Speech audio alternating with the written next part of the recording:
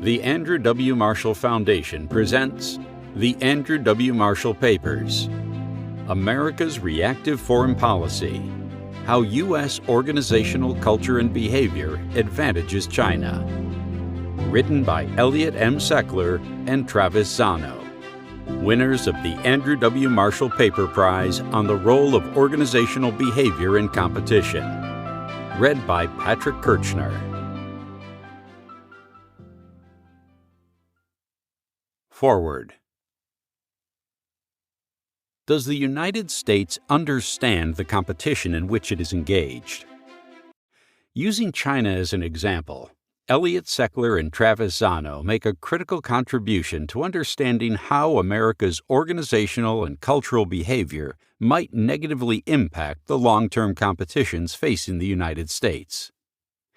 In the author's words, if no one addresses the questions raised by this paper, U.S. decision-makers may continue with a reactive foreign policy, leaving the United States vulnerable to being shaped by its adversaries in disadvantageous ways. The Andrew W. Marshall Foundation, July 2023. Disclaimer. The views expressed in this paper are those of the authors and do not reflect the official policy or position of the Department of Defense or the U.S. government. Terminology. Organizational behavior. The study of the impact of the behavior of individuals, groups, and structures within organizations. Organizational culture. A pattern of shared basic assumptions that is learned by a group as it solves problems of external adaptation and internal integration, works well enough to be valid, and therefore taught to new members as the correct way to perceive, think, and feel in relation to those problems. Competitive strategy. A method of developing one's own strategy and evaluating an adversary strategy in long-term competition. The key is to identify and pit enduring friendly strengths against enduring adversary strengths and weaknesses, while executing the strategy over a time horizon of 5 to 15 years into the future. Inverted strategy. A strategy in which the strategist defines their interests in terms of perceptions of the adversary's threats. Perceived threats shape the strategist's interests and expose the strategy to manipulation by changes in the adversary's threat perceptions and/or actions. About this paper. This paper critiques the U.S. foreign policy community's approach to strategic competition with China and raises a crucial question. Is the U.S. government basing strategic competition with China on U.S. interests, or is it reacting in ways that advance the strategic goals of the Chinese Communist Party, or CCP? This paper argues that, because of its organizational culture, the U.S. foreign policy community approaches strategic competition in ways that disadvantage the United States.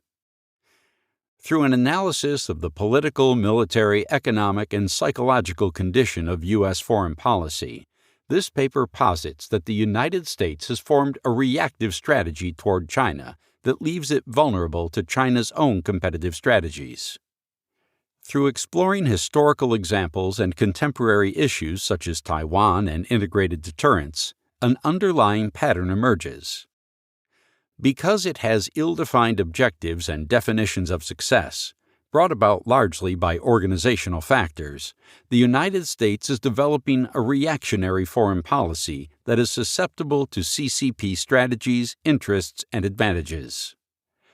While this paper does not provide a definitive answer, it diagnoses American susceptibility to Chinese strategic manipulation and highlights the need for the United States to develop a more proactive and well-defined strategy to counter China's competitive strategies effectively.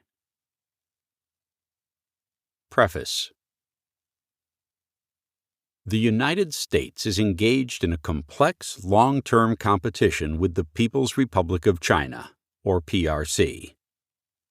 Xi Jinping and the PRC are the greatest threat to the United States, which needs to think of the competition in terms of decades, not years. The challenge of competing in an uncertain future must shape future U.S. strategies and plans. A paper that explores whether U.S. strategy toward China is based on U.S. interests, or whether the Chinese Communist Party, or CCP, is shaping how it wants the U.S. government and its leaders to operate, is a momentous task. The issues addressed in this paper will hopefully give pause to the U.S. foreign policy community and engender discussions and debate about the current momentum of decisions and the direction of foreign policy making. If articulated sufficiently, this paper should spur the designs of future assessments that will test the merits of the arguments laid forth here. In an ideal world, further studies will prove the arguments in this paper to be wrong. Only then will the current course of U.S. actions prove to have been the appropriate strategy and policy for dealing with China. If no one addresses the questions raised by this paper, U.S. decision-makers may continue with a reactive foreign policy, leaving the United States vulnerable to being shaped by its adversaries in disadvantageous ways. This paper calls for the United States to shake off organizationally incentivized impatience and short-term thinking, and to conceptualize a long-term strategy for U.S. foreign policy. It will be difficult to get the foreign policy community to understand the essence of this paper and become interested in discussing its questions, arguments, and diagnoses. This is because the organizational culture and behavior of the foreign policy community has become homogeneous through successive generations of analysts, strategists, and policymakers. We need to have this conversation. Our goal is not to provide a prescription for policymakers, but to diagnose the susceptibility of the United States to its adversaries' competitive strategies. We are trying to follow the example of Andrew Marshall and ensure the right question is being asked. We hope to focus the discussion on first-order questions that underpin any competition and to establish whether the United States understands all aspects of the competition in which it is currently engaged. By design and necessity, this conceptual paper relies more on contemporary policy examples than on quantitative studies. The questions it raises and analyzes are not being discussed at the moment, nor have they been for some decades. Therefore, the essential task of the paper is to define and explain the problem.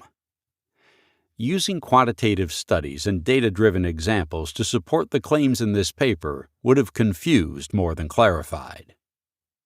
The work uses scholarly literature where appropriate, including journal articles, books, speeches, news articles, and primary source material from U.S. and Chinese government databases. It synthesizes a broad array of information from multiple sources to mitigate bias and to develop a more complete analytical picture. This paper diagnoses the current condition of U.S. foreign policy making as being shaped by organizational culture and behavior. Congressional and executive branch initiatives and policies illustrate the current foreign policy psyche. They are an accurate representation of what the nation's decision-makers and foreign policy community are thinking and doing. This paper has two major limitations. Neither author speaks nor reads Chinese. We work to overcome this by relying on translated and published work. Further, the paper uses no classified material. An unclassified paper is more available to a wider audience, and regardless of where the sources of information lie, the question being raised in the paper merits national consideration. Introduction. The Chinese Communist Party, or CCP, is the greatest current challenge to the United States and the international order it established after 1945.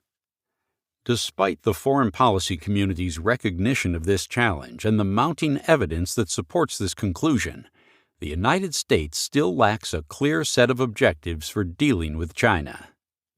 Instead, the U.S. foreign policy community has taken a short-term, reactive approach, rather than creating an active plan that supports long-term U.S. interests.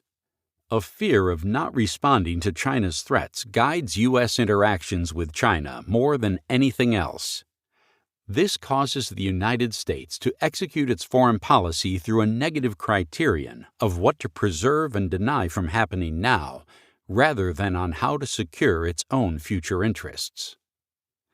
Accurately identifying the challenges that the United States faces in its competition with China is crucial if the United States hopes to compete effectively in the coming decades. U.S. administrations, bureaucratic organizations, and seasoned analysts have framed their strategies, policies, and plans toward China primarily on scenarios involving Taiwan or the Indo-Pacific region. But instead, they must first ask questions about the underlying principles on which the United States has developed its national and military policies and strategies, and toward what end. The argument advanced here is that the U.S. foreign policy community, driven by the PRC and reinforced by its own organizational behavior, approaches strategic competition in ways that are not helpful to the United States. While some have explored long-term competition from a PRC perspective, few have explored it from a U.S. organizational perspective and its impact on the U.S. PRC competition. We assess the role that government organizations play in forming foreign policy and strategy within the context of strategic competition with China, and explore historical and contemporary examples of organizational culture. In doing so, this paper builds upon what Graham Allison identified about the behavior of governments and their organizations. Governments perceive problems through organizational sensors. They define alternatives and estimate consequences as their component organizations process information. Governments act as these organizations enact routines. Governmental behavior can therefore be understood less as deliberate choices and more as outputs of large organizations functioning according to standard patterns of behavior. In developing the argument, this paper makes 4 contributions. First, we identify the role that U.S. organizational culture plays in strategy formulation. Second, we highlight how organizational culture and behavior lead to a reactive foreign policy that the competitive strategies of the United States adversaries can shape. Third, we discuss the connection between organizational culture, reactive foreign policy, and competitive strategies.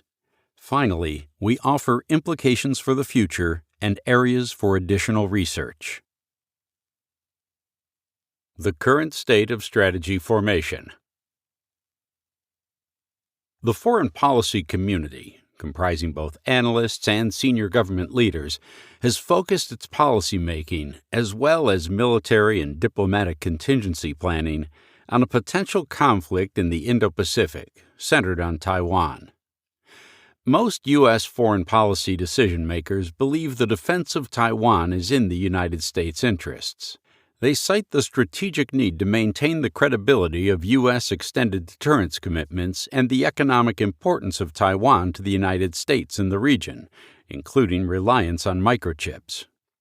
However, the question remains, is the CCP manipulating what the United States believes is in its national interests in disadvantageous ways for long-term competition? Admiral Phil Davidson's convincing remarks before the Senate Armed Services Committee in March 2021 stated that China could invade Taiwan by 2027.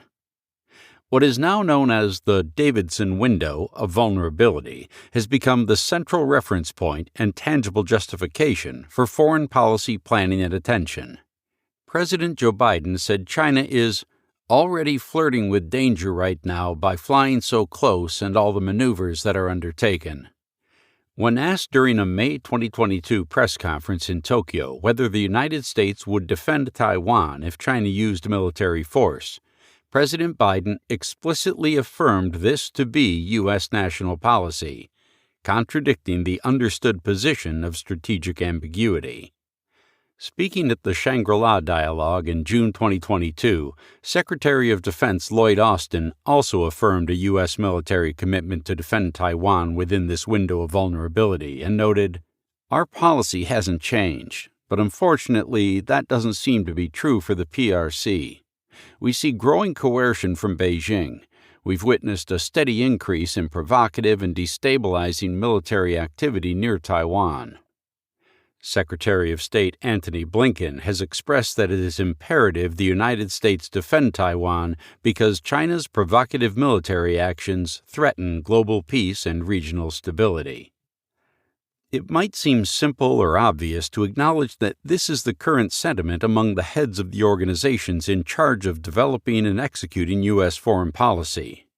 However, it implies something quite significant about how default behavior, influenced by organizational culture, is shaping a reactive foreign policy. The fixation on Taiwan is now the central element upon which America's strategic competition with China is being formed and executed. The Russian invasion of Ukraine only reinforced thinking in the U.S. foreign policy community that the rivalry with China will be determined by contingency planning centered on the traditional use of force. In every formal strategy over the past 5 years, the 2017 National Security Strategy, or NSS, the 2018 National Defense Strategy, or NDS, the 2021 Interim NSS, the 2022 NSS, and the 2022 NDS, U.S. national policy is based on the actions of the Chinese government and the threats it perceives from those actions. Chinese island building, creation of anti-access area denial, or A2AD systems, diplomatic and economic engagement with key small Indo-Pacific states, and consistent harassment of Taiwan's territory have prompted this heightened investment of attention and resources into preparing for and deterring a conflict. The germination of this national framing is apparent within the military, which is rethinking its organizational force structure, operational concepts, and investments in capabilities. The Marines, for example, are redesigning their force with smaller, more lethal, and more distributed units. According to General David Berger, the Marines intend to haul ground-based anti-ship missiles around island chains, or shoot down aircraft, or even detect and fire upon submarines going through choke points. The military services are undergoing significant changes, driven by the joint warfighting concept's operational element. Their aim is to revitalize the U.S. military's organization, training, and equipment, as well as to develop new warfighting concepts and doctrines. According to General Mark Milley, chairman of the Joint Chiefs of Staff, these changes are necessary to address strategic conflict, particularly China's military actions, including those of the People's Liberation Army in the South China Sea and around Taiwan. The key issue is not the reorientation of military operations and doctrine per se, but the speed and scale at which it is being pursued with elements such as long-range strike capabilities or joint all-domain command and control.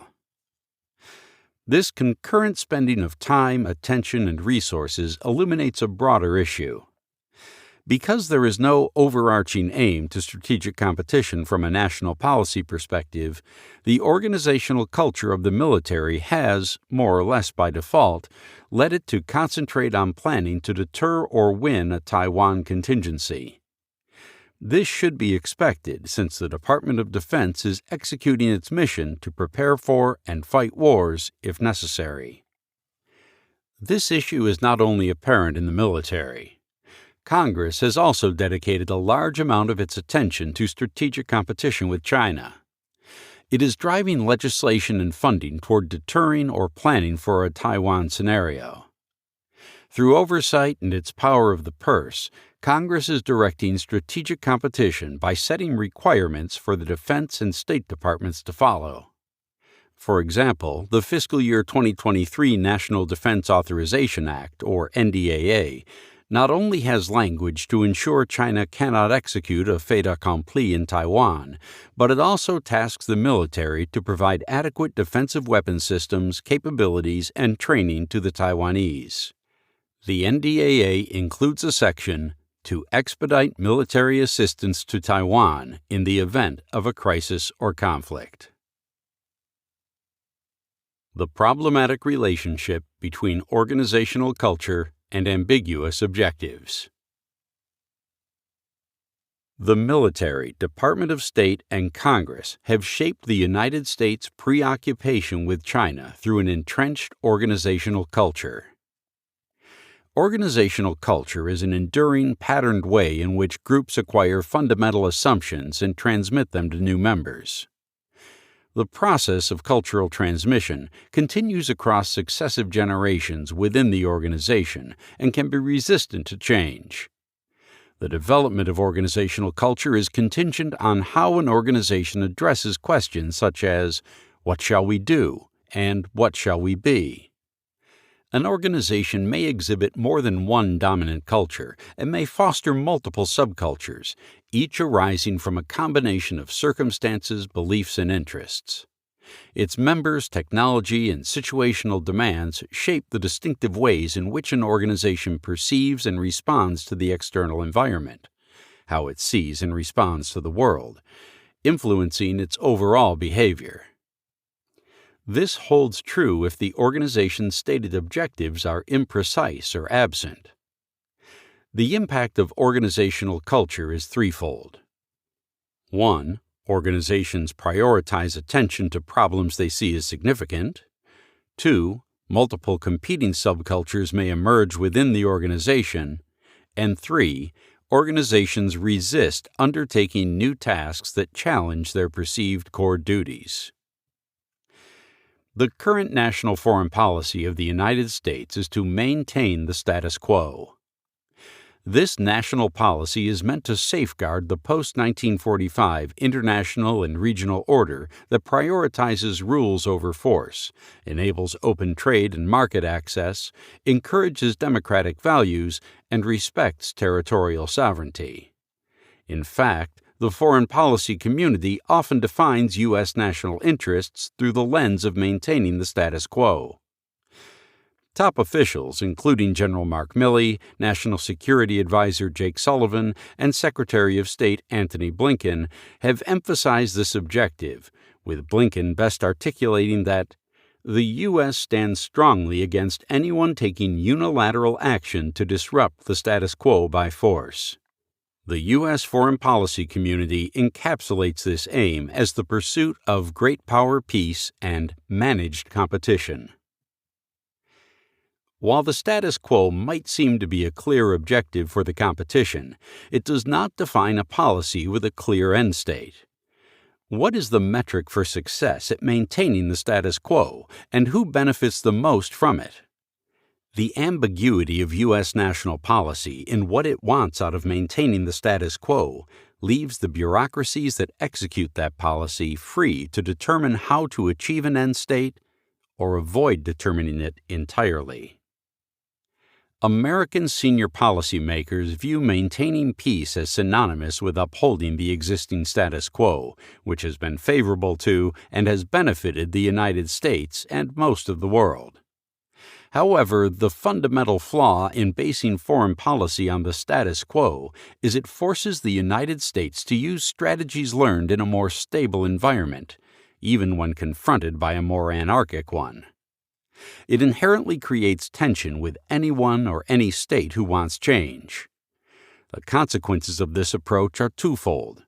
First, the United States may struggle to adapt to the transforming nature of the international order, too complacent with what has been and unable to see emerging new global dynamics. Second, there is a psychological impact and inherent disadvantage associated with adhering to the status quo, where an over-reliance on past successes leads to failure when confronting unfamiliar challenges. This could also lead to an underestimation of the capabilities and intentions of emerging actors, putting the United States at a major disadvantage in long-term competition. Simply trying to maintain the status quo has resulted in initiatives and strategies that respond to the actions of the country perceived as the most significant threat to the U.S. national security. In this context, the U.S. foreign policy community has identified the loss of Taiwan as the ultimate threat to the status quo, and it has made identifying the means to prevent this outcome a top priority. Driven by organizational culture, this has led to a disproportionate focus on the scenarios involving Taiwan. Because of this focus, U.S. strategies and initiatives aimed at deterring China's actions in the Indo-Pacific region have been military in nature, with non-military elements of national power relegated to a more subordinate position. Integrated deterrence, the strategic approach the U.S. foreign policy community adopted from the military, is a prime example of organizations defaulting to the familiar in the absence of defined objectives. While the strategy of integrated deterrence aims to coordinate all elements of national power, its focus on the Taiwan contingencies reflects the inherent challenges of strategic competition in the absence of clear objectives. This narrow focus on the Taiwan contingency has resulted in the subordination of non-military elements of national power, such as diplomatic and economic initiatives, to the military component. Meant to reduce cost and increase interoperability, integrated deterrence aims to increase U.S. capacity by allowing the United States to rely more on allies and partners. While allies and partners help keep China in check, they also create a paradox. The United States reduces some of its own military capabilities while increasing its security commitments to Taiwan and regional allies and partners. This happens as it incorporates new warfighting concepts and capabilities to respond to contingencies across multiple domains and geographic areas. The problem here is that doing so likely diminishes all other elements of national power, particularly the diplomatic component. CCP leadership understands the vulnerabilities of U.S. deterrence strategy and will maneuver the United States into responding with its time, attention, and resources, mainly through military means. Doing so will continue degrading U.S. relative national and economic power. The paradox in U.S. strategic planning in the Indo-Pacific arises from the process by which integrated deterrence was formed. The Biden administration began implementing the National Defense Strategy in March 2022, before the full national security strategy became public in October of the same year. Without a well-defined objective for strategic competition with China, U.S. foreign policymakers focused on Taiwan as the most tangible and significant Chinese threat. Worst-case scenarios of military invasion or operations became the framework around which policymakers made investments. As a result, U.S. planning leadership defaulted to the military, the organization best equipped to develop deterrent and warfighting capabilities for a Taiwan scenario. Secretary of State Blinken even stressed the subordinate role of the Department of State in providing the means for Taiwan to defend itself. Integrated deterrence is an example of a policy that does too much with the means, such as commitments, without attempting to respond in a way that aligns those means to more limited resources. The very process by which the United States formed its integrated deterrence approach highlights that it is based on perceptions of what the CCP might do, without consideration at the analytical or strategic level of whether China was seizing the initiative. In order to shape American actions, attention, and investments in the region, the CCP need only understand that ill-defined objectives lead the United States to default to contingency planning. Although integrated deterrence acknowledges that U.S. relative power has decreased to where reliance on allies has become crucial, it extends beyond their ability to fill the perceived gaps. Therefore, it is important to ask how much deterrence is enough. Without fundamental objectives, U.S. commitments could increase in response to PRC threats to upend the status quo. Contemporary inverted strategy and organizational behavior.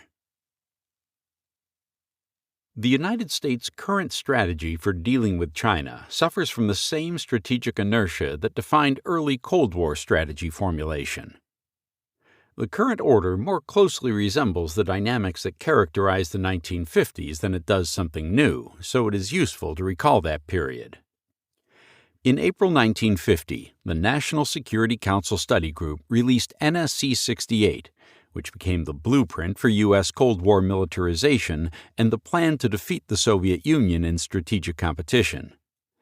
NSC 68 encouraged the militarization of the theories presented by George Kennan, but NSC 68's authors did little to define U.S. interests in terms of the United States, choosing instead to relate them to the threat the Soviet Union posed. Note, in Kennan's essay, conflict between Kremlin communism and U.S. democratic and capitalistic society was inevitable.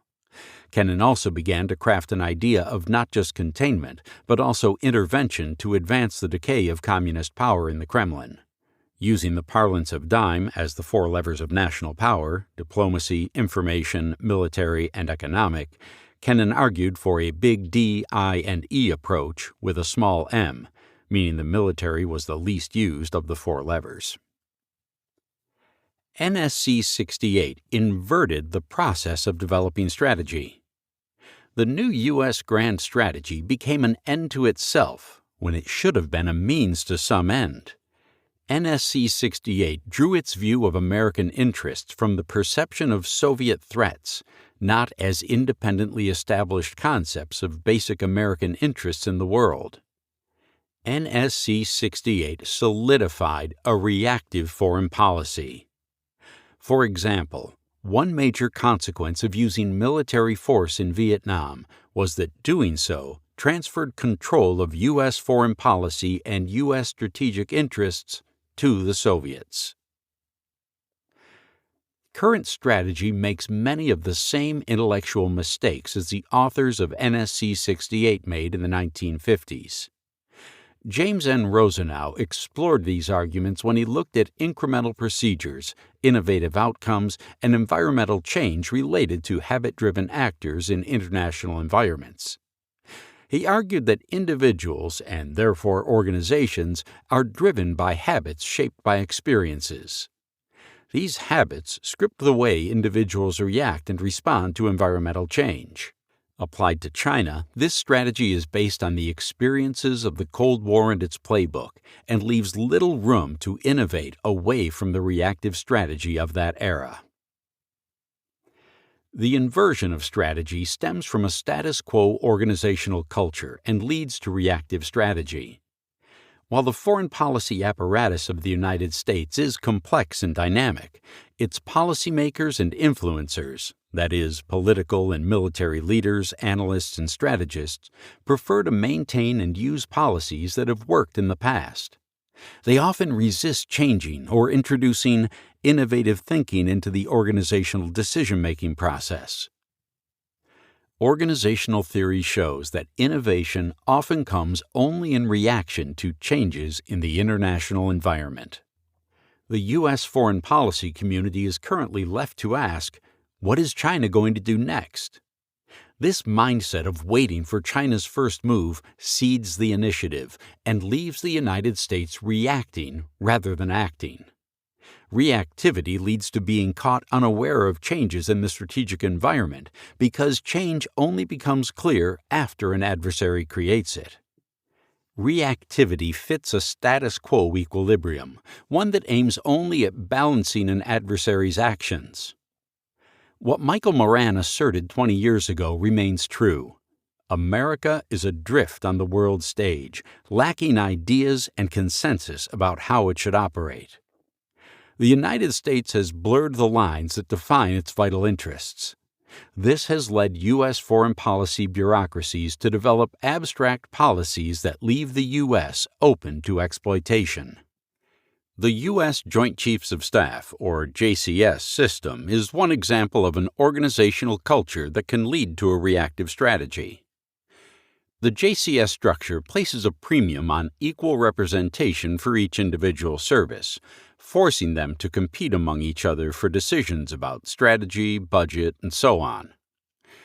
These high-level officers never lose their distinctive service identities, so they often base policy and strategy arguments on what is good for their service before also considering national security interests.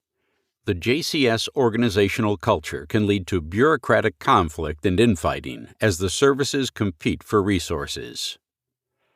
The 2022 U.S. Indo-PACOM posture statement exemplifies a reactionary foreign policy based on a reactive strategy.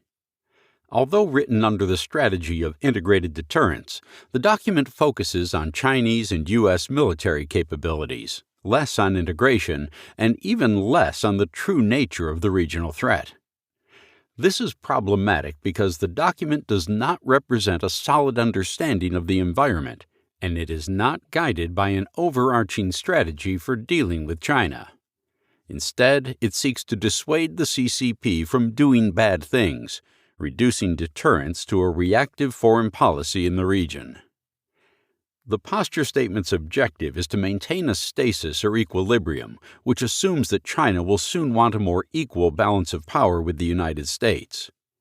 However, such an enduring equilibrium can only arise through mutual acceptance of the norms and rules underpinning it, including not resolving disputes by coercion or force. But the CCP wants to be neither liberal nor a responsible stakeholder. Even if the United States could maintain equilibrium by making China unwilling or unable to upend the regional order, doing so does not lead to peaceful coexistence. This flawed assumption leaves the door open for Chinese manipulation because its primary focus is to avert aggression, which cedes the initiative to the CCP. The U.S. Indo-PACOM posture statement constructs its strategy from the U.S. perception of the China threat, rather than from U.S. interests. Forming interests as a function of threats is problematic, as it establishes interests as contingent upon threats. It creates a strategy that exists to simply counter their strategy. Consequently, the posture statement's strategic orientation centers on comprehending its adversary rather than U.S. interests. Such a perspective could potentially allow Beijing's leadership to exploit this strategic imbalance by exerting pressure on the United States to allocate time and resources to areas that do not align with U.S. national security interests. Chinese doctrine and perceptions of U.S. strategy. The U.S. foreign policy community has acknowledged that China has been studying the U.S. military for the past 3 decades, and that China's asymmetric investments in countering U.S. capabilities exposes U.S. vulnerabilities. What is less acknowledged is the likelihood that the CCP and PLA have studied the way the United States conducts its foreign policy comprehensively, as well as the organizational idiosyncrasies that shape U.S. strategy and policy. In effect, Chinese leaders know that the United States defaults to viewing most of its foreign policy engagements through the lens of military considerations. From this, they develop methods and measures to shape U.S. perceptions of the threat they pose in order to dictate the terms of strategic competition from positions of strength. For example, Taiwan is of the highest importance to the CCP for both domestic and international legitimacy. However, it is worth assessing whether China uses this situation and other contingencies in the Indo-Pacific to their advantage by shaping threat perceptions and prompting U.S. reactions that require investments in time, resources, and attention. It is crucial to assess China's organizational culture. It is well documented that the CCP dictates the organizational culture and behavior of how China executes foreign policy. All organizational reforms of Chinese foreign policy institutions since 2013, the creation of the Chinese National Security Commission and the Central Commission for Foreign Affairs and the restructuring of the Central Military Commission, have consolidated Xi Jinping's control over government policy. The CCP is a Leninist entity with underlying Marxist principles that remain intact. This makes its institutions adept at providing effective coordination and autonomy, particularly in the realm of foreign policy, outpacing similar institutions in some other nations. Many U.S. strategic plans fail to recognize that the contemporary CCP, along with its subordinate organizations such as the Politburo and the PLA, operate on Soviet-era foundations. The importance of these implications for strategic competition and U.S. foreign policy making is immense. The conception of conflict differs between the two countries. U.S. foreign policy organizations consider peace as a desirable end, whereas the CCP views peace as a perpetual struggle to achieve their objectives.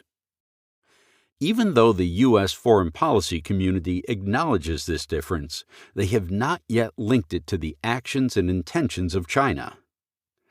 Early Cold War assessments of Soviet organizational culture and tendencies explored the concept of correlation of forces or balance of national power, but the CCP has not received the same level of analysis. Since assuming control over the culture and behavior of CCP organizations, Xi has introduced ideological concepts into regular descriptions of China's worldview. Within this analysis, the doctrine of correlation of forces, or what Xi refers to as the international balance of forces, or Kuo Qi Li Liang Tui Pi, plays a significant part. Given the recent reforms and Xi's position as chairman, it is very important to understand his conception of China's interests and priorities. One of these ideological maxims is historical materialism, which emphasizes the inevitability of progress through ongoing class struggle.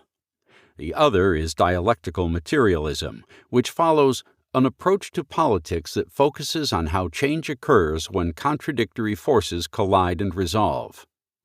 Together, these ideological concepts place China on the right side of history and portray the United States as struggling in the throes of inevitable capitalist decline, consumed by its own internal political contradictions and destined to fall by the wayside. If this is how the CCP views the international system, then it is not unfounded that their true intentions are to manage the inevitable flow of history, to bring about the attrition of the enemy by gradual increments, and not to stake everything on a single throw of the dice.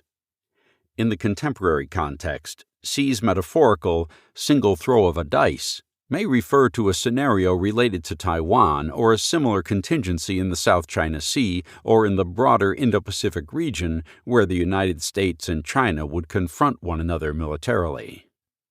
It has recently been well documented that the CCP faces several challenges as it seeks to maintain consistent growth in its economic, financial, and political power, which the CCP refers to as China's comprehensive national power, or Zhenghe Guoli.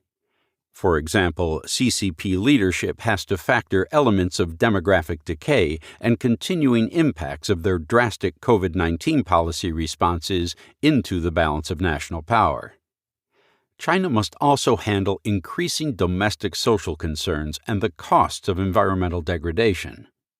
Thus, the proponents of power cycle theory may not be correct when they argue that the most dangerous time for a contingency on Taiwan is when China is declining and when the international balance of forces still favors the United States. This assessment of China's doctrine and organizational nature is not meant to claim the CCP has no intention of seizing or reclaiming Taiwan, or of using force in any other contingency around which the United States has shaped its foreign policy engagements and national policy. The value of using organizational culture to assess their doctrine is that it enables a more complete understanding of the likelihood of such circumstances and prompts the U.S. foreign policy community to approach strategic competition in a more nuanced way.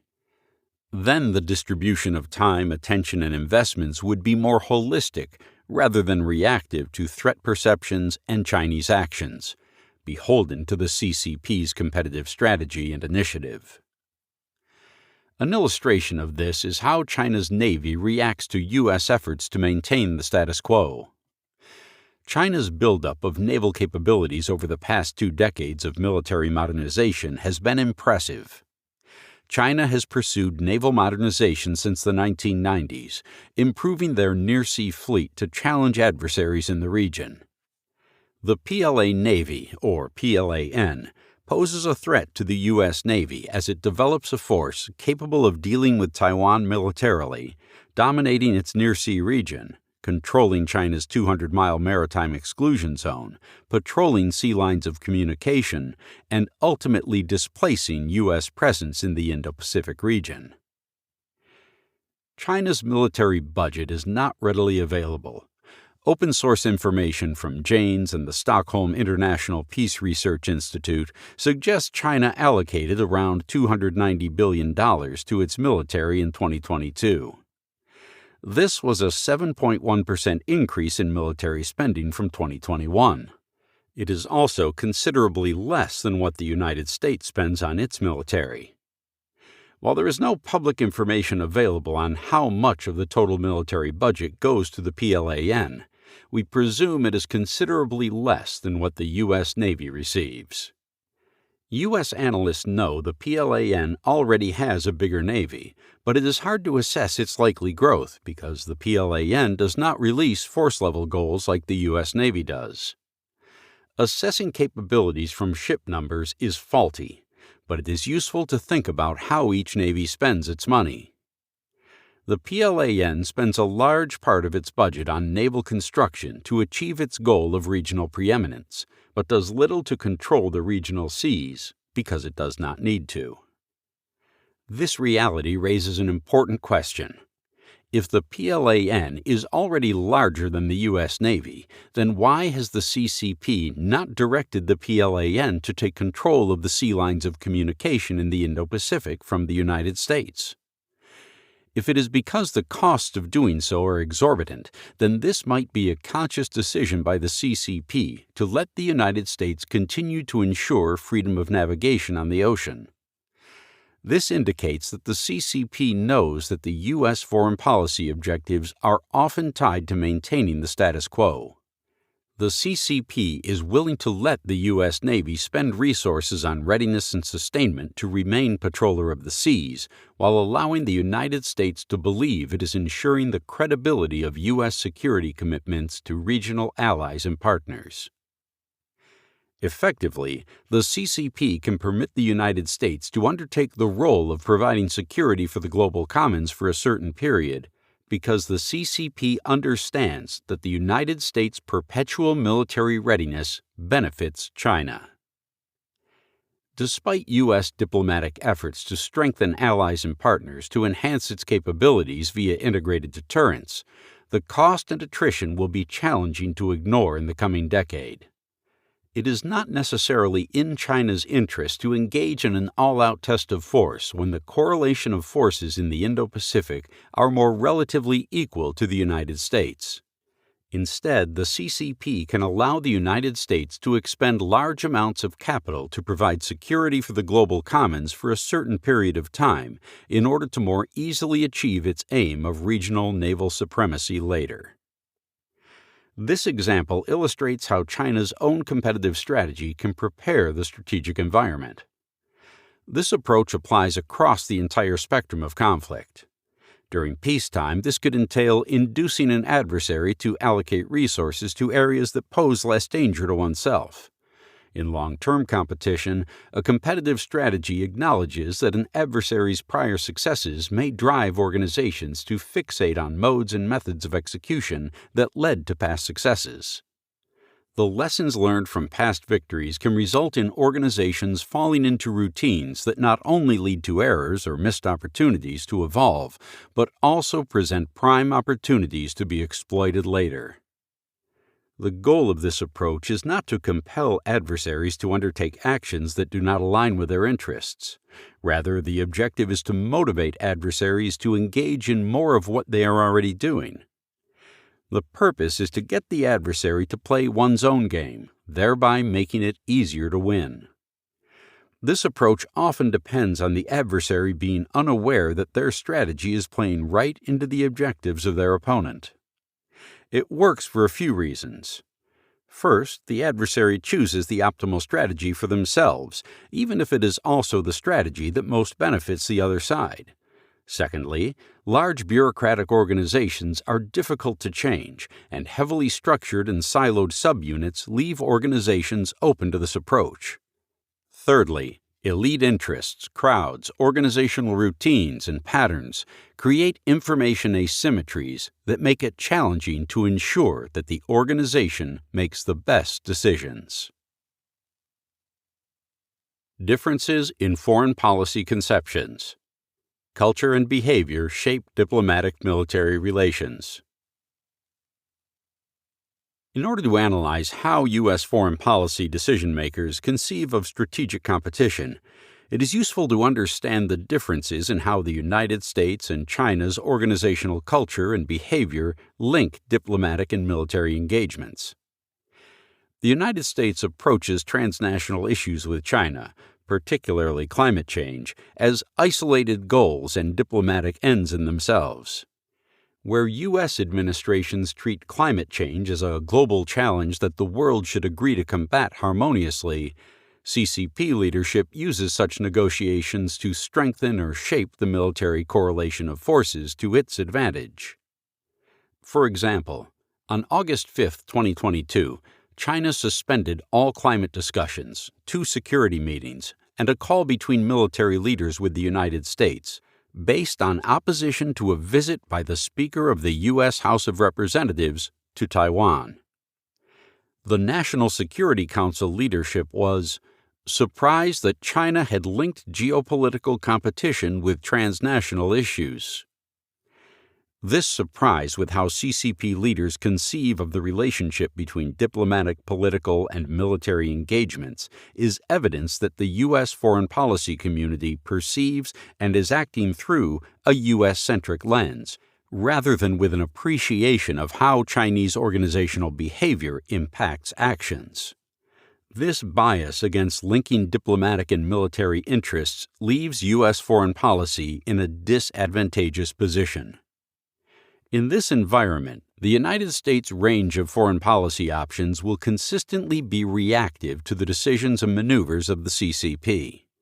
U.S. decision-makers will continue to be frustrated by their inability to achieve singular success with climate change or other transnational issues.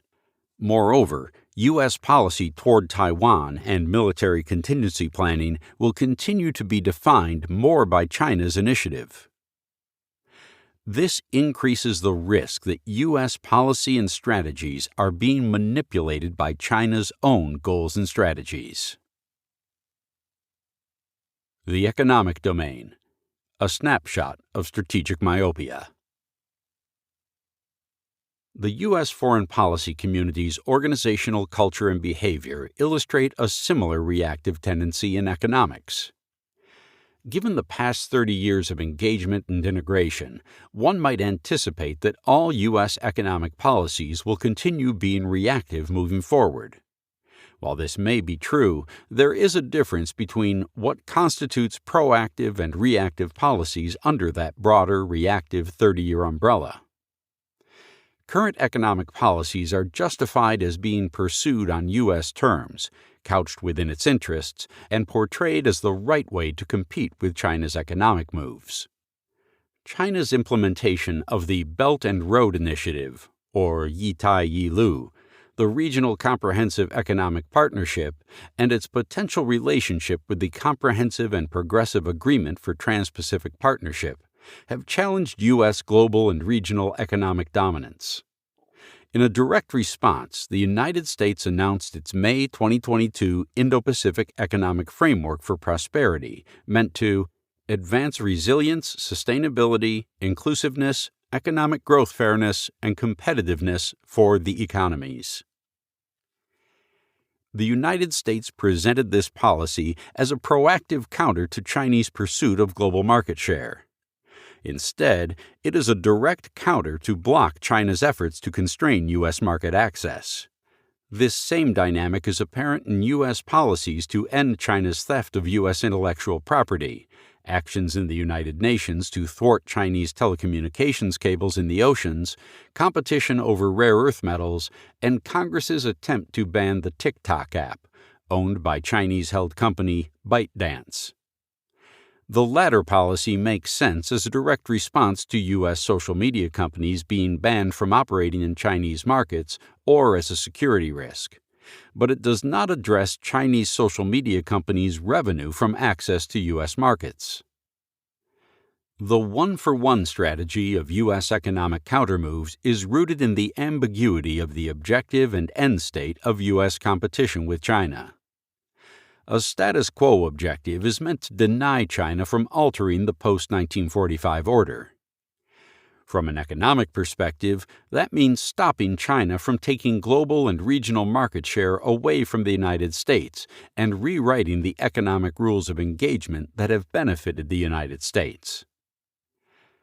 The default behavior and culture of the U.S. foreign policy community is to approach the economic domain mainly through the lens of competition, whereas CCP organizational culture views the economic component of foreign policy through the lens of warfare. America's range of economic options is circumscribed by these initial beliefs about how to define engagement.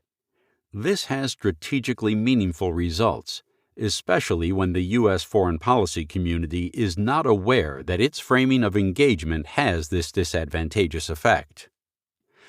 Organizational culture drives the U.S. foreign policy community to concentrate its time, attention, and resources on the situations with the highest potential of upending the status quo. These situations then are handled through scenario planning in the military context rather than by shaping the economic domain or being linked tangentially to integrated deterrence. This analysis is significant because it illuminates the United States' susceptibility to a CCP competitive strategy. The U.S. political and economic strategies have been subject to one for the past 30 years with China. The foreign policy community is coming to terms with the argument that U.S. policy of engagement with the CCP, beginning with the opening to China and ending with its inclusion into the global economy, laid the groundwork for the predicament that the United States is in today. The economic policy of granting permanent most favored nation status to China in the late 1990s, followed by China's accession into the World Trade Organization in 2001, was understood at the time as a U.S.-led policy. U.S. foreign policy decision-makers concluded that giving China access to U.S. and global markets would lead to the liberalization of the Chinese political system. Organizational culture and behavior led most of the U.S. foreign policy community to argue that China would become a responsible stakeholder. However, Chinese foreign policy makers understood how the U.S. foreign policy community thought about international affairs. They slowly drew the Department of State, successive presidential administrations, China analysts, and the broader foreign policy community into believing the CCP had similar long-term interests in economic and political progress. It did not. The CCP applied its hide-and-bide strategy by slowly creating global dependency on its manufacturing sector and financial relationships, to the advantage of its own interests and to the detriment of long-term U.S. interests. Chinese foreign policy leaders convinced the U.S. foreign policy community that CCP interests were aligned with political liberalization, and had U.S. administrations doubled down on their grand strategy, all while having the United States believe it was leading the interaction. A foreign policy community's blindness to its own behavioral and cultural predilections can silently be exploited by its adversaries or even neutral partners. This example illustrates that such a dynamic between the United States and China could happen again. It may even already be occurring. U.S. foreign policymakers must understand that their organizational behavior and culture, combined with an ill-defined end state, creates the conditions for a reactive foreign policy that is vulnerable to manipulation by its adversaries. What U.S. foreign policy misses: the center of gravity in competition. The United States' threat-focused organizational culture has led to a strategy focused on contingency planning that currently centers on a potential conflict over Taiwan or in the South China Sea, defaulting to the military component of strategy. Influenced also by no defined end state for the competition, the United States has adopted a reactive mindset, making investments based on PLA actions.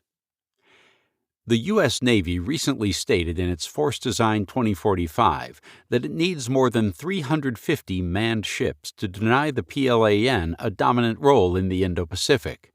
China has roughly 355 ships.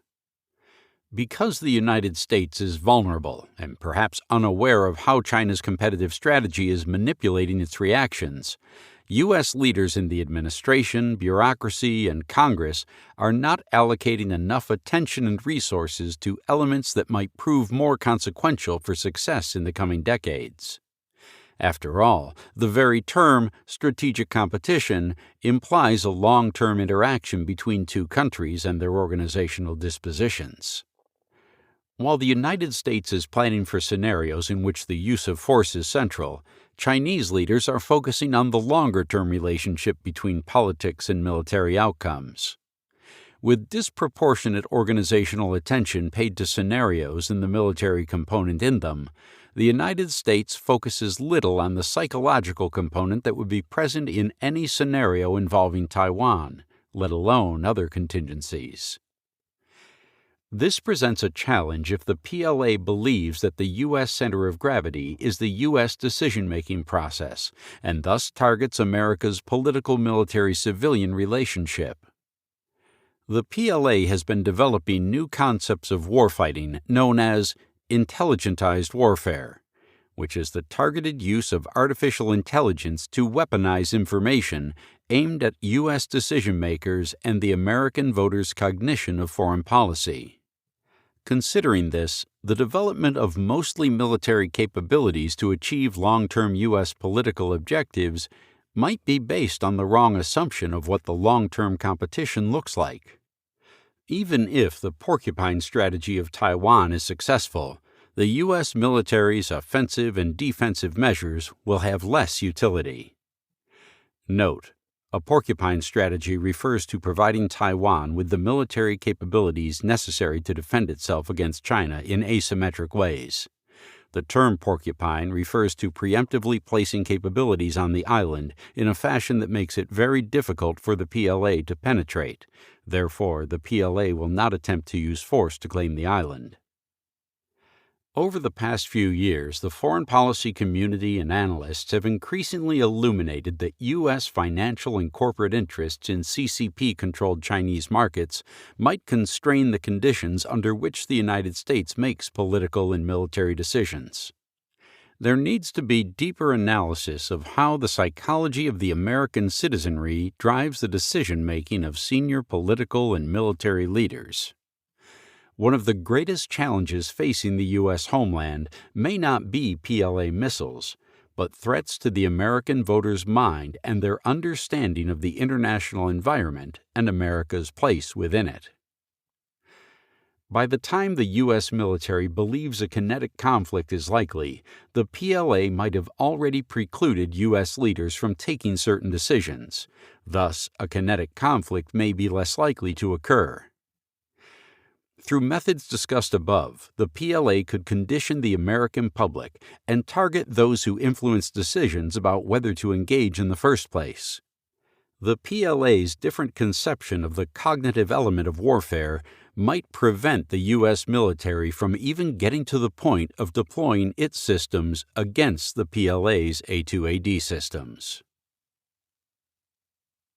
Implications for the future. The United States' approach to the Cold War was rooted in a long-term outlook of competitive strategies that extended over decades. It is reasonable to assume that adversaries, too, will pursue competitive strategies that give them an advantage. The question is whether the United States wants to compete purposefully. This paper has addressed its central question by examining the manner in which the U.S. government engages in strategic competition with China and arguing that the U.S. foreign policy community tends to adopt a reactive foreign policy due to its threats-focused organizational behavior and culture. This leaves the United States at a disadvantage, as the CCP has developed specific strategies for peacetime competition. Further research is needed to explore these questions and identify potential gaps in current U.S. strategies. 1. A more rigorous approach to measuring and recognizing China's competitive strategy is needed. How does one measure and recognize the competitive strategy of one's adversary? This could involve developing metrics and analytical tools to better study and directly measure the CCP's actions and its potential effects on the United States. 2. A quantitative assessment of the economic risk China would face if it used force against Taiwan, weighed against the projected relative power of the United States, could inform a more comprehensive risk assessment. Doing this in one-year intervals over the next 5 to 10 years may help to inform risk. Such an analysis would allow policymakers to better concentrate their resources and attention on areas of highest risk. 3. Case studies of China's competitive strategies toward other countries could help identify patterns of similarity and difference, providing insights into the CCP's broader approach. This would enable U.S. foreign policy bureaucracies to recognize whether the CCP is using a specific approach against the United States. 4. There is undoubtedly a role for U.S. allies, but how can the United States and its organizations implement integrated deterrence in such a fashion as to not open themselves to manipulation by China's competitive strategy? Further research on this topic could provide useful insights into how to strengthen U.S. alliances and minimize risks associated with integrated deterrence. As Stephen P. Rosen described in his chapter in Competitive Strategies for the 21st Century, competitive strategies only look successful after the fact. We cannot be sure the CCP is undertaking such a strategy on purpose, and we hope they are not. But given China's close monitoring of U.S. actions, it is crucial to analyze and adapt current strategies to stay ahead in this strategic competition.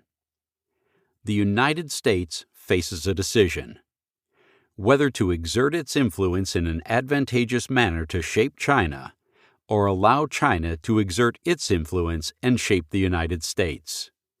The outcome of this strategic rivalry may very well hinge on this critical choice. The Andrew W. Marshall Foundation.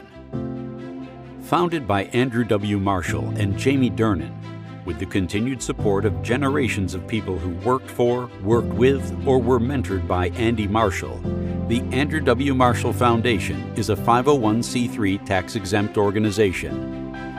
The people and work it supports are impartial and intellectually fearless. Thank you for listening to The Andrew W. Marshall Papers, America's Reactive Foreign Policy: How U.S. Organizational Culture and Behavior Advantages China. Written by Elliot M. Seckler and Travis Zahnow. Read by Patrick Kirchner. Engineered by Patrick Kirchner. Text copyright 2023, The Andrew W. Marshall Foundation. Audio copyright 2023, The Andrew W. Marshall Foundation. All rights reserved.